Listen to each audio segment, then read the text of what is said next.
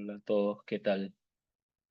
Bueno, como les conté ayer, este, no había traído, tuve un problema logístico y no tenía a la mano los elementos para grabar la sesión, pero creo que está bueno hacer una sesión rapidita, más express de la sesión ahora. Rapidito, les grabo un video, espero que salga corto, resumido y también con una síntesis de lo que se habló ayer, ¿sí? A ver, eh, hablábamos la vez pasada de la narrativa, ¿no? Y creo que las narrativas funcionan en la línea en que se repiten, ¿no? Son historias que se repiten, que repetimos todos, y eso es lo que va formando la cultura, ¿no? Porque esa es una creencia que se va instalando debido a la repetición, ¿no? ¿No? El típico que una historia se pasa de generación en generación, la mitología y tantas cosas, ¿no? Entonces hay una cosa muy importante que nos va desprendiendo eso que tiene que ver con repetir. Y hay una cosa que es muy importante en general, que es de repetir para todo el cambio organizacional, ¿no? Que tiene que ver con cómo repetimos, ¿no? Y en esa línea está armada esta sesión. Y para empezar en la idea de repetir, quiero un rato recurrir a mi formación de ingeniero y a un poco de mi teoría como ingeniero para hablar de procesos. Porque hay dos tipos de procesos si queremos empezar a hacer un poco de teoría. Están los procesos algorítmicos, que son procesos conocidos, que son procesos estables, típico proceso de paso uno, paso 2, paso 3, paso 4, mejor de todos los ejemplos, una línea de producción, ¿sí? En donde está claro qué le toca hacer a cada uno, ¿sí? Pero después tenemos los procesos heurísticos, donde no hay una estabilidad ni una secuencialidad tan clara. Está el punto A, el punto B y un montón de formas de llegar, soluciones inestables. El mejor ejemplo de este tipo de procesos es un laboratorio donde se hacen experimentos que nunca son iguales. A veces incluso los experimentos fallidos son más valiosos. Y siempre estamos en ese mundo de probar, ¿sí? Entonces, si queremos que alguien repita algo, podemos motivarlo a través de un premio y un castigo, hablando de las motivaciones más básicas, ¿sí? Eh, en un proceso algorítmico, en un contexto como este, eh, si yo quiero que alguien repita esta situación, está sencillo, ¿no? Porque las reglas del juego están claras. Yo te voy a dar un premio y no te voy a castigar si es que cumples el paso uno, el paso 2, el paso 3 y el paso 4. Sin embargo, cuando estamos en un proceso heurístico y aplicamos la misma lógica, ya no está tan sencillo. No voy a necesariamente saber cómo obtener el premio, ni qué tengo que hacer exactamente para evitar el castigo.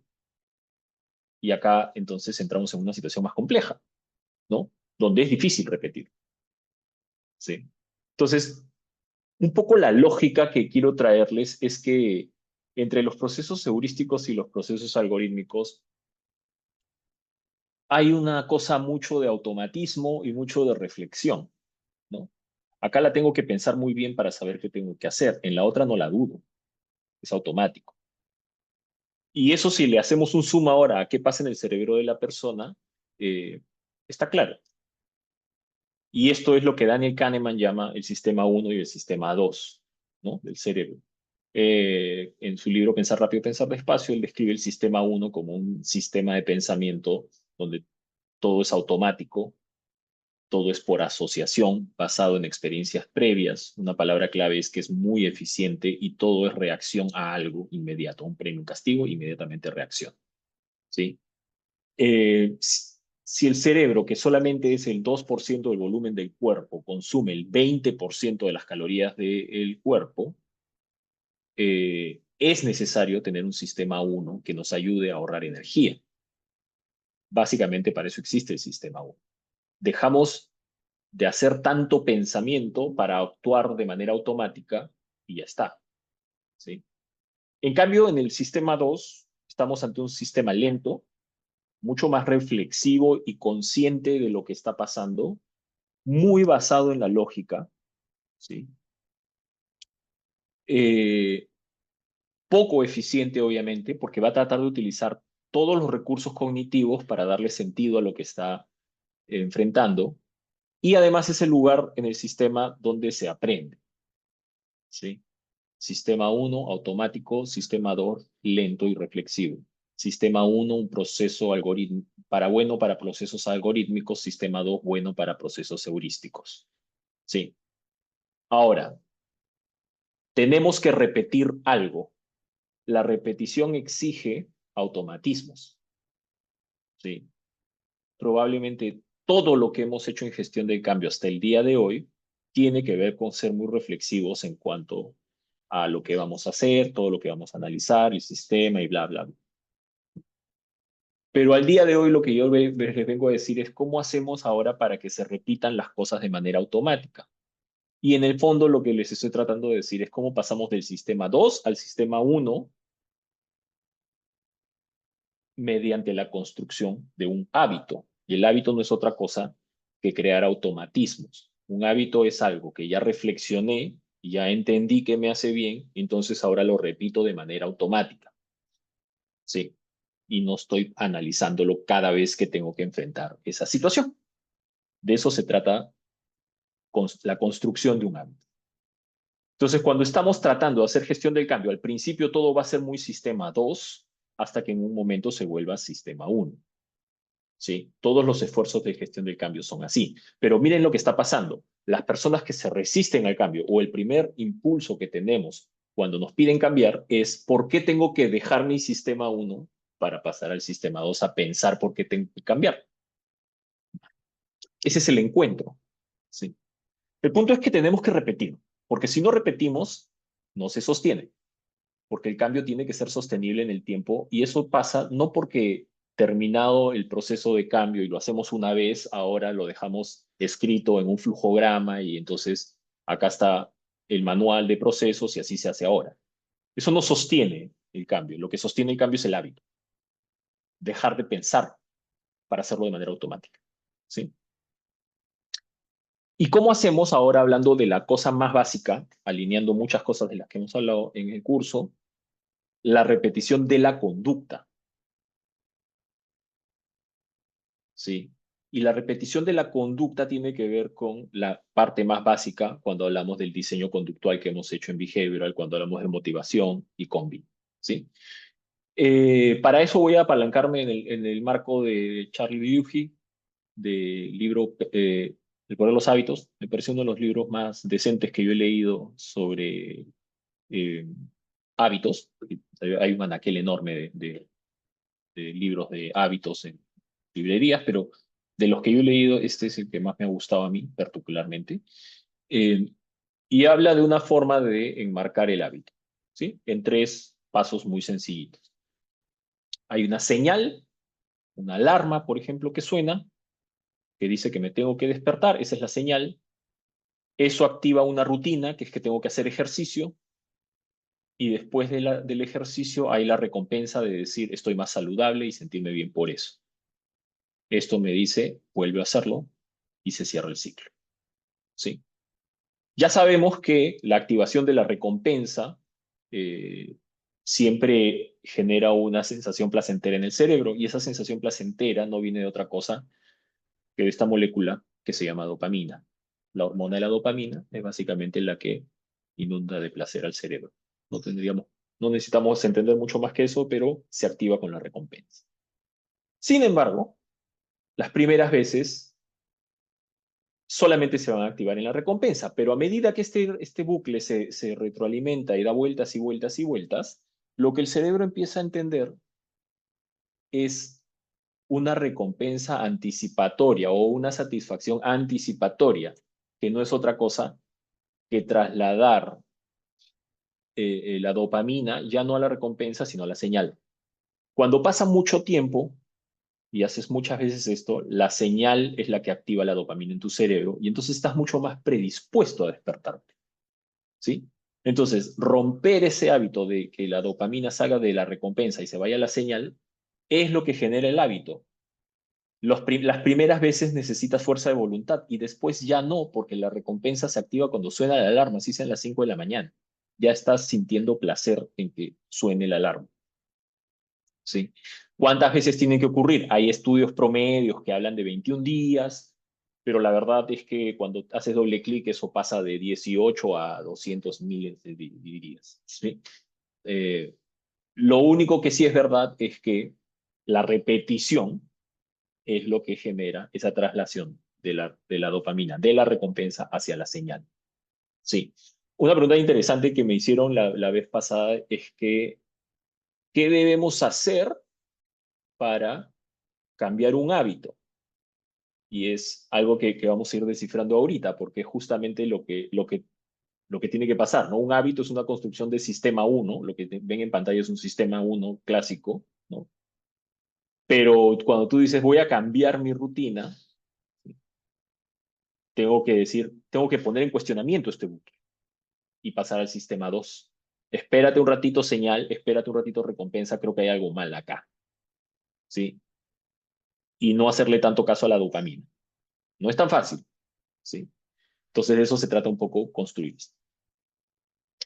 Y para que se vea en una pantalla grande, esto es lo que quiero consolidar en sus cabezas hasta ahora, que la construcción del hábito pasa de la recompensa que viene de ese sistema 2 de saber que estoy haciendo bien las cosas porque es lo mejor para mí, etcétera, etcétera, etcétera, a la construcción del hábito y la dopamina se va solamente a la señal. Y la señal es la que marca que tengo que hacer algo.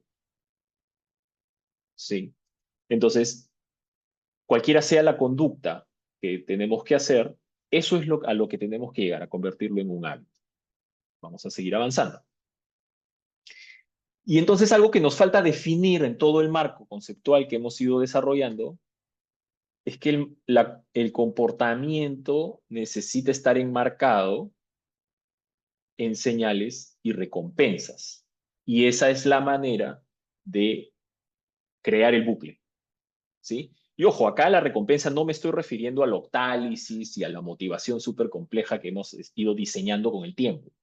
Que recompensar es self-esteem, purpose, autonomy o lo que sea. No, no, no. Estoy hablando de una recompensa que diga bien hecho y una palmadita en la espalda, lo mismo que hace tu personal trainer cuando estás haciendo ejercicio y está al costado tuyo y te dice, bien, sigue, bien, sigue, bien, sigue. Le está diciendo a tu cerebro, ya terminó, vuelve a hacer, ya terminó de nuevo, ya terminó de nuevo. ¿Sí? Eh, y la señal también tenemos que definir. Entonces, ¿cuáles son, y esta es clave, las señales de inicio que podemos utilizar? Las podemos clasificar en 5 tipos. La primera es una señal de lugar, ¿no? Que tiene que ver con cuando llegue a un espacio físico, cuando esté en un lugar concreto, tengo que activar la conducta. Esa es la primera. Cuando llegue un momento dado en el tiempo, ¿sí? El primero es espacio, el segundo es tiempo. Cuando llegue una hora dada, tengo que hacer cierta cosa. La otra es cuando reciba un estímulo externo, es hora de hacer una conducta. Puede ser un sonido, puede ser una voz, puede ser un correo electrónico, lo que sea. Eso dice empieza. Lo otro es una secuencia. Cuando estamos en un proceso que parece más como un algoritmo, ¿no? En una planta de producción, ¿qué es lo que activa mi conducta? Que el anterior complete su conducta. Entonces me toca a mí. ¿Sí? Y la última, que puede ser una conjunción de las otras 4, es una persona la que activa la conducta. Cuando llegue esa persona, yo hago algo. ¿Sí? Entonces, estas son las 5 y es bien interesante verlo, ¿no? Acá voy a utilizar el ejemplo de Sebastián. Sebastián ayer contaba pues, que él tenía una rutina muy específica para jugar fútbol los días lunes, creo que. Eh, y la rutina estaba muy, muy establecida, ¿no? Entre que se despertaba muy temprano, tenía la mochila con su ropa deportiva, tenía su casaca en un lugar, el carro en tal sitio y muchas cosas, una rutina muy establecida, ¿sí? Pero tenía un estímulo externo, que es un sonido de la alarma, que sonaba 5:45, por decirles algo, y que lo despertaba.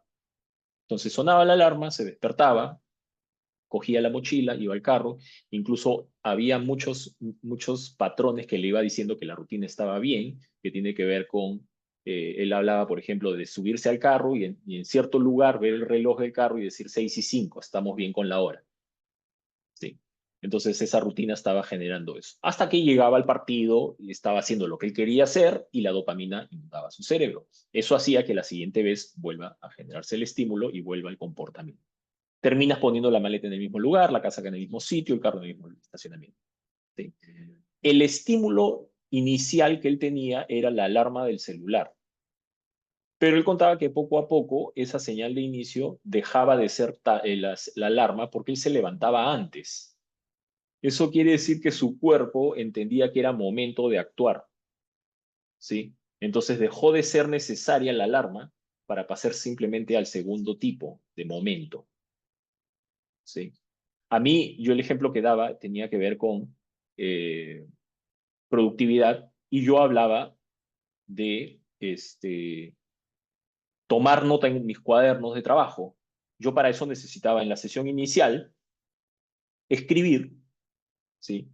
Tomar nota, a la mañana leer las notas del día anterior y al final del día consolidar las notas, ¿sí? Inicialmente no me iba tan bien porque mi rutina no estaba ordenada, por lo tanto creé señales de inicio y era una hora dada al inicio de la mañana de 9 a 9 y media y de 5 y media a 6. Yo me pauteaba y me bloqueaba el calendario y decía, este es el momento en donde voy a actuar para hacer eso. Entonces, mañana, tarde, ¿sí? Con el tiempo, dejó de ser necesario el bloqueo en el calendario porque el solo hecho de entrar al espacio físico de mi oficina me indicaba que era momento de agarrar mi cuaderno, que era lo primero que tenía que hacer. Y al final del día, antes de irme, yo me sentía incómodo si salía por la puerta de la oficina y no había consolidado las cosas en el cuaderno. Solamente para mostrarles cómo existe esta señal de inicio que empieza a generar hábito, repetición. ¿Sí? Lo mismo va a pasar usando los ejemplos arquetípicos que hemos ido hablando, ¿no? Esta idea de que necesitamos que los vendedores carguen información en el CRM, lo que vamos a necesitar después de todo el racional es decir, ok, cargar información van a ser 10 sesiones. Ok, eso tiene que convertirse en un hábito. Entonces tengo que bloquear en el calendario, hacer un calendario recurrente. No es, si yo les digo simplemente, ya está, este es el racional, tienen que hacerlo y cada uno lo hace cuando pueda, probablemente el problema simplemente es que no hay señal de inicio, ¿sí? Entonces, ¿qué tal si los viernes de 4 a 6 todos nos bloqueamos y nos reunimos en un lugar a cargar la información? ¿Sí? Entonces la señal ya está más clara. La señal no es que no, ya sepa, ya diseñé, ya hice mi combi, mi motivación, mi octálisis, analicé el spaces y tal. Ahora lo que necesito es una señal de inicio para que se vuelva recurrente. Bloqueamos en el calendario todos y nos reunimos todos a hacer lo mismo. ¿Qué tal? Momento, de 4 a 6, empezamos. 10 fechas. Y empezamos a consolidar ese bucle de repeticiones. ¿Sí? Otra cosa importante tiene que ver con la repetición del proceso mismo. Porque, ¿a qué me refiero con esto? Eh, cuando tenemos la conducta ya hecha y la repetimos, parece que ya ganamos, pero en gestión del cambio yo creo que hay algo más que solamente construir hábitos conductuales, ¿sí? Porque hay que estar monitoreando muchas cosas, ¿sí? Cuando tú diseñas algo, que es lo que hicimos en la sesión, sobre todo en la 4 y la 5, eh, tenemos la esperanza de que eso funcione de una manera tal y a veces no funciona exactamente como lo quisimos, funciona a veces mejor y a veces peor. Entonces, lo que yo quiero, al siguiente nivel de repetición a la que yo quiero invitarles, no es solamente a la repetición del hábito, sino a la repetición del proceso, ¿sí? ¿A qué me refiero? ¿Qué cosa vamos a repetir? Alguien que hace gestión del cambio tiene que ser consciente de que tiene que repetir el modelo, porque el mundo cambió después de la primera vez que hicimos algo. Y el spaces de las personas o los dominios han sido afectados de diferente manera, por lo tanto las reacciones van a ser diferentes ahora.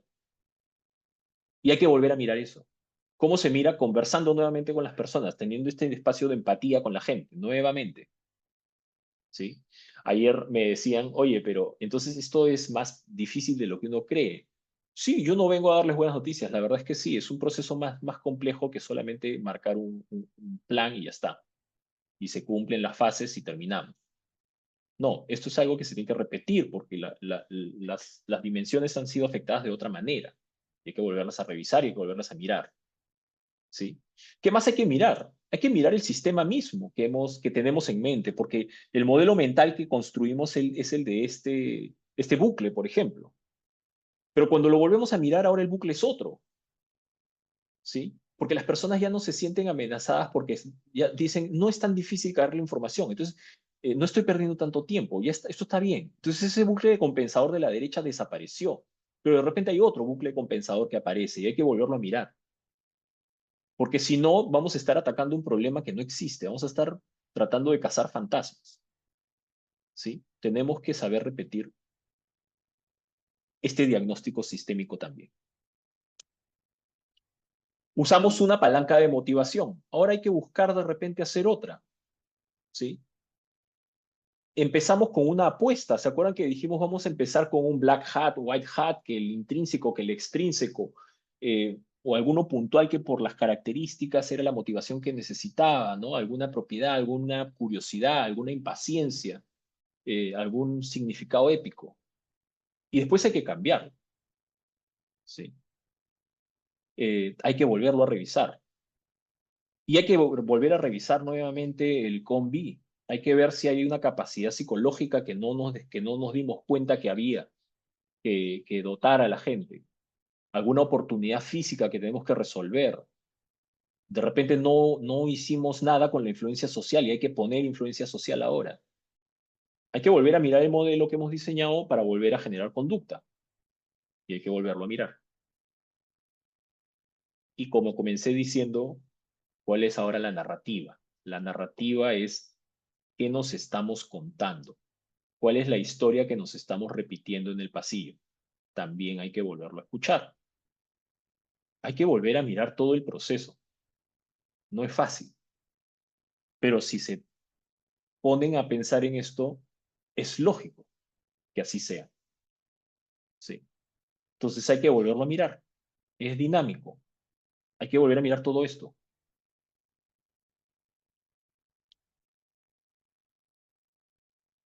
Y ahora que ya entendimos esos dos niveles de repetición, por decirlo de alguna forma, la repetición de la conducta y la repetición del proceso, la pregunta es, ¿ya hasta cuándo voy a repetir?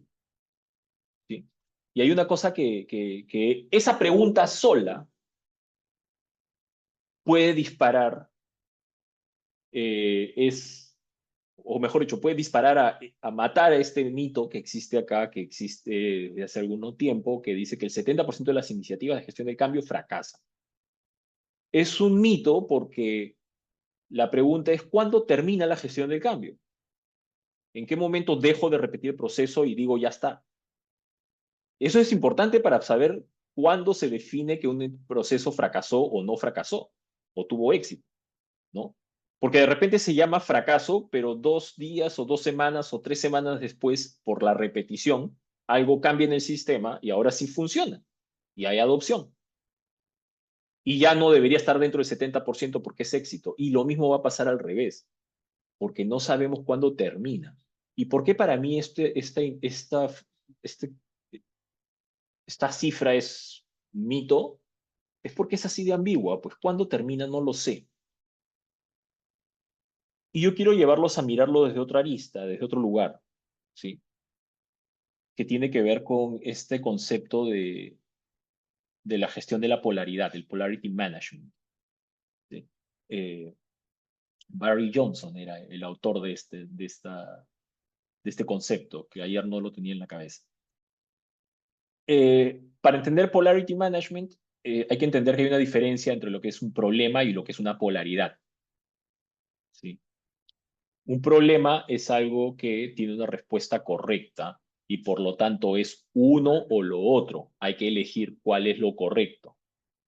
En cambio, en una polaridad, las respuestas son más variadas y están interconectadas. Tanto lo uno como lo otro puede funcionar y es necesario.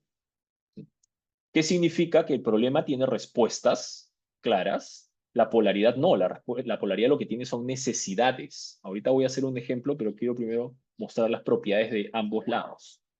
Un problema va en busca de la verdad para definir qué cosa es. 2 más 2 es 5 y se acabó, porque esa es la verdad, en base a la matemática y la teoría. En la polaridad no, porque hay interdependencias, como les dije hace un rato, hay una tensión entre un lado y el otro y ambas cosas son necesarias y conectadas. El problema, lo más lógico, es que los problemas se resuelven y las polaridades se gestionan, ¿sí? Y por lo tanto, cuando se resuelve, eso tiene un final, el problema está resuelto, se acabó, no hay nada más que hacer, ¿para qué lo vamos a abrir nuevamente? La polaridad no tiene un final, está en constante gestión de las necesidades de ambos polos, ¿sí? Si yo digo que hay un problema, ¿no? Típico, ventas en un mes malo, tiene enfrente suyo una potencial venta, pero que tiene que negociar con una forma de pago no tan buena, es decir, ahora voy a vender algo en vez de a 15 días, a 45 días de pago, lo hago y entonces tengo que decir, ok, bueno, tuve un pequeño exabrupto acá con mi hija, pero seguimos. Entonces, hablando de Polarity Management, problema y polaridad, ¿sí? ¿Por qué explico estos conceptos? Porque si empezamos ahora a ver todo el fenómeno de gestión del cambio, eh, podríamos ver la polaridad de el grupo que cambia y el grupo que no quiere cambiar, las personas que están a favor y en contra. Pero eso es verlo como un problema, donde uno tiene la razón y el otro no. Eh, y claramente el gestor del cambio va a estar de por sí en la posición de él tiene que cambiar o está a favor. Se dan cuenta cómo empieza la polarización. Tú ya estás en un bando incluso. Y eso no ayuda. Pero sobre todo porque se ve como un problema que tiene que ser resuelto. Y al tener que ser resuelto, parece que son las personas las que tienen que decidir quiénes de los dos bandos tienen la razón e imponerse a la otra posición, ¿no? Eh, y eso tiene un costo social bien alto, ¿sí? Por lo tanto, no es el mejor camino. El mejor camino es el de gestionar la polaridad. ¿Para qué? Justamente para evitar la polarización, ¿sí? Porque parece que si no, vamos a caer en el sesgo de pensar que los que no quieren cambiar son el problema. Y ese no es el mejor enfoque para gestionar el cambio. Yo he venido insistiendo con entender las percepciones de las personas, que no existe acceso a la realidad, solamente tenemos que entender las percepciones que cada uno tiene y construye de la realidad, ¿no? Entonces, podemos entender la posición de la persona y podemos entender qué dimensión está viéndose amenazada, ¿no? Del Spaces. Y también podemos darles la oportunidad de generar ese contexto para que cambien a través de un diseño de motivaciones, diseño conductual, de una narrativa, ofrecer las opciones para conectar con su necesidad y atender la tuya también. Sí. Por eso es importante el concepto de polaridad. Pero sobre todo, y ya para ir cerrando con la idea inicial, que es la idea de conectar con hasta cuándo vamos a repetir, que es el tema, el eje central de la sesión de hoy, la realidad es que hasta siempre, ¿sí? Tú no haces una vez el diseño, ves qué sucede y te vas, porque si te vas y todos dejan o sueltan la gestión, eso puede regresar rápidamente al estado inicial. Entonces hay una gestión de necesidades que hay que estar atendiendo constantemente. Es cierto que cada vez va a ser, si vamos en la dirección correcta, cada vez se va a disminuir esa tensión, ¿sí? Y vamos a ir logrando esa gestión vuelvo al principio, del automatismo, ¿sí? Que es a donde tenemos que llegar, ¿sí? O queremos llegar. No tenemos, a veces no se va a poder. Y esa es una idea bien interesante porque tu idea del cambio es una aspiración, y esa aspiración no necesariamente se tiene que cumplir, y ni siquiera es eso. Esa estrategia ni siquiera tiene por qué ser creída como un dogma de algo que va a ser necesariamente mejor. En el camino uno se da cuenta que las cosas no son mejores, a veces, y que ese software que tú estabas impulsando a la adopción no era un buen software, pues. No estoy contando una cosa extrañísima, eso pasa todo el tiempo, ¿sí? Entonces, sí, pues, esa polaridad también te dice que yo no tengo que por qué venir a decir que el cambio es necesariamente bueno, ¿sí? Y el otro no tiene por qué decir tampoco que no va a cambiar porque el statu quo actual es necesariamente mejor. Hay una polaridad nuevamente que gestionar, ¿sí? Lo más importante es no salirnos, mejor dicho, del problema, de la gestión del cambio vista como un problema. Entonces, conclusión de la sesión de hoy es repetir, repetir, repetir, repetir. El cambio no es una cosa que se hace una sola vez, una cosa que se hace varias veces. ¿Cuántas veces? No hay un número exacto, pero tenemos que ir construyendo hábito. Eh, y esos hábitos se pueden romper, así que tampoco es que haber construido hábitos significa éxito asegurado, porque es un sistema dinámico, acuérdense, ¿no? ¿Qué cosas tenemos que repetir? Y miren que ya esto está colapsando, por decirlo de alguna forma. El curso mismo está empezando a entrar en una espiral en donde vamos a terminar entendiendo pocas cosas. Sí. Repetir la percepción del mundo, la dimensión afectada, las reacciones de las personas, tanto de amenaza como de recompensa, si es su autoestima, si es su propósito, si es autonomía, si es certeza, si es equidad, si es relaciones sociales. ¿Qué está pasando con la persona? Eso es muy dinámico y cada repetición implica una revisión nueva de qué cosa es lo que se está viendo afectado o recompensado. ¿Sí? ¿Qué otra cosa? El sistema mismo está cambiando y hay que seguir mirándolo. Hay que repetir el proceso de ver nuevamente si las cosas están ocurriendo. Las palancas de motivación, hay que repetir y hay que variar. Y probablemente en algún momento nos demos cuenta que una no estaba funcionando tan bien y hay que cambiarla. O una que estaba funcionando muy bien empieza a gastarse, por decirlo de alguna manera, y hay que cambiarla. Y después viene el diseño conductual que tú has hecho, que es crear este contexto en donde la conducta emerge y sin embargo las capacidades cambian, físicas, psicológicas, la motivación, las oportunidades físicas, sociales, etcétera, etcétera, etcétera. Hay que revisar. Y nuevamente se va construyendo narrativa. La narrativa es una historia que se repite y se repite y se repite, y se transmite de un área a otra y de un jefe a un subordinado y a un practicante y a un otro líder. Y empieza a emerger una narrativa que nuevamente conecta con el principio. Y obviamente tenemos que cuidar y dar contexto al hábito en sí mismo y ese bucle de señal, rutina y recompensa, que de vueltas y vueltas y vueltas. ¿Sí? Eso es lo que tenemos que hacer. Es un trabajo de, repitiendo algunas cosas que sucedieron ayer, es un trabajo de repetición, es un trabajo de difícil, vamos a llamarlo por su nombre, pero también quiero que se lleven algo. Cuando ya estamos viendo todo en una sola diapositiva de las cosas que pueden pasar, ayer hablábamos mucho de esto, ¿no? El cambio es un fenómeno que ocurre y es un proyecto que ponemos en la mesa, pero tenemos un montón de chamba. ¿Y en qué parte metemos esto? ¿Sí? Entonces yo no voy a pretender hacer toda una sobreplanificación de las cosas. Hay que ir metiendo estas herramientas en el día a día y revisando spaces en una conversación de pasillo y volviendo a pensar el sistema en la cabeza y revisándolo y haciendo un checklist de cómo está mi combi y ir viendo qué motivaciones funcionan mejores que otras y cuál es la narrativa que emerge en un café con alguien y estar haciendo pequeñas intervenciones para ir hackeando el sistema a medida que vamos haciendo todo nuestro trabajo, que es un montón.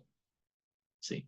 Eh, Estamos en una empresa, estamos hablando de cambio organizacional, los negocios no esperan, no podemos pretender crear un sobrediagnóstico, una sobreplanificación. Hay que ir haciendo pequeñas intervenciones. Todo esto que ven en la pantalla funciona e incluso puedes ir avanzando poco a poco con cada una de estas cosas. Pero repite, repite, repite, repite. ¿Sí? Bueno, eso fue la sesión. Eh, Conectar con la última parte, ya nos queda una sola sesión el próximo jueves. El próximo jueves espero que sea una sesión donde vayamos destilando a poco. Me gustaría que el final de la sesión sea una sesión de donde llevemos poquitas cosas, ¿sí? Y digan, con esto puedo empezar. Nuevamente, porque ustedes, y bueno, nosotros hemos estado trabajando y conversando, ya van a ser 8 jueves sobre este fenómeno tan interesante que es el cambio. Y después vamos a volver a la dinámica actual, del día a día, en donde nos va a comer el día, ¿sí? No hay tanto tiempo para hacer tantas cosas. Entonces, ¿cómo empezamos a destilar bien y a saber qué cosa es lo que tengo que meter eh, en la gestión del cambio de a poquitos? Y de nuevo, irnos con poco. Eso es lo que quiero la próxima semana. Listo. Les dejo el videito para los que no fueron. Igual, por favor, cualquier cosa, coméntenla ahí en el WhatsApp y podemos seguir conversando y evacuando dudas. Nos vemos el otro jueves para la última sesión. Gracias.